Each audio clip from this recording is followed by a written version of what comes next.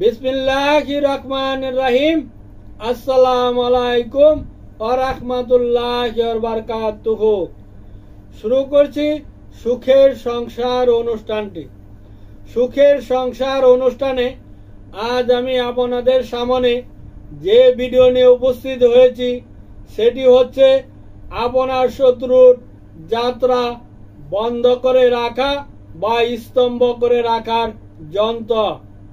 আবারও বলছি, আজ আমি আপনাদের সামনে যে ভিডিও নিয়ে উপস্থিত হয়েছি সেটি হচ্ছে আপনার শত্রুর যাত্রা বন্ধ করে রাখা বা স্তম্ভ করে রাখার যন্ত্র বা নকশা।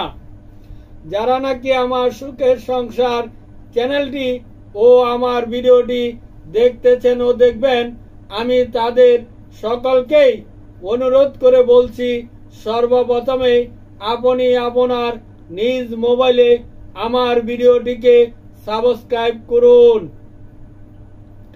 আপনি যদি আমার ভিডিওটিকে সাবস্ক্রাইব করে রাখুন, তাহা হলে আমি যে ভিডিও ছাড়ব সর্বপ্রথমে আপনার কাছে চলে যাবে, আপনি দেখতে পারবেন। যেটা আপনার দরকার সেটা আপনি দেখলেন, আর যেটা দরকার না সেটা স্কিপ করে চলে গেলেন। ছোট্ট একটু ভিডিও মস্ত বড় উপকার হতে পারে আপনার বন্ধু বান্ধব, আত্মীয় স্বজন ও পাড়া প্রতিবেশীর। স্ক্রিনে আমার মোবাইল নাম্বারটি দেওয়া আছে 01727275341। এটা আমার বিকাশ নাম্বার। ঠিকানাটি বলছি, দেশিপাড়া টেলার্সের পাশে, মধ্যপাড়া, জয়দেবপুর, গাজীপুর। আমি ফকির ফয়সাল আহমেদ ইকবাল টাকার বিনিময়ে যে কোনো তাবিজ, কবজ, ঝাড়ফুঁক ইত্যাদি করে থাকি।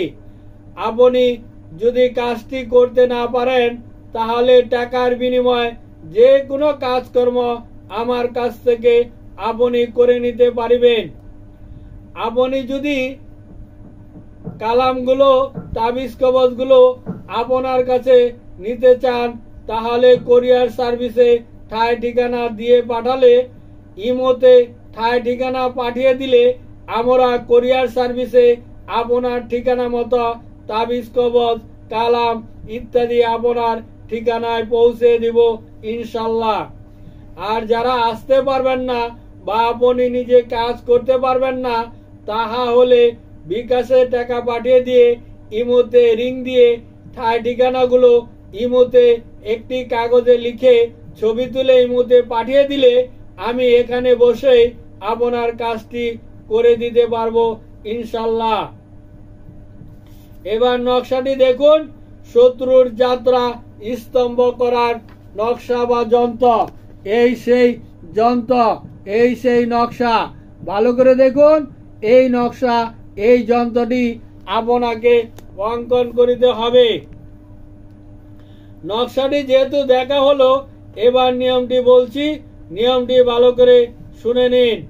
একটি হলুদ বর্ণের রেশম কাপড়ে গৌরচনা, হরিতাল, হরিদা, মনশিলা ও কুমকুম একত্র মিশিয়ে উপরোক্ত যন্ত্রটি লিখে পরে হলুদ বর্ণের পুষ্প ও হলুদ বর্ণের মিঠাই দিয়ে বিধিপূর্বক পূজা করে মাটিতে পুঁতে দিলে যার নাম লেখা থাকবে তার যাত্রা বন্ধ হয়ে যাবে বা স্থগিত হয়ে যাবে। সে যে পথে যাইতে চাইছিল ওই পথের তার যাত্রাটি আর হবে না। উদাহরণস্বরূপ বলি, আপনার কোনো শত্রু বিদেশে যাইতেছে, আপনি এই নকশাটি লিখে অবশিষ্ট ব্যক্তি যেখানে লেখা আছে ওইখানে যদি ওই ব্যক্তির নাম লিখে আপনি লিখে দেন, তার যেন বিদেশে যাওয়া না হয় আর বিদেশে যেতে যাইতে না পারে, তাহলে ওই ব্যক্তি আর বিদেশে যাইতে পারবে না। আবার কেউ ইন্টারভিউ দিতে গেছে চাকরির জন্য, বা সরকারি কোথাও চাকরি হয়েছে বা ব্যবসা বাণিজ্য প্রতিদিন সে যায়, আপনি যদি ওই ব্যক্তির নাম লিখে বা চাকরি যাতে না হয় বা ব্যবসা বাণিজ্যে ওই ব্যক্তি না যায় এটা লিখে যদি আপনি মাটির তলে এটা পুঁতে দেন, তাহলে ওই ব্যক্তির যাত্রা সফল হবে না। যারা নাকি নামাজ পড়েন না তারা 5 ওয়াক্ত নামাজ পড়ার চেষ্টা করবেন। নামাজ পড়লে মন ভালো থাকে, দিল ভালো থাকে, অন্তর ভালো থাকে, গুনাহ থেকে বেঁচে থাকা যায়। এ বলে বিদায় নিলাম।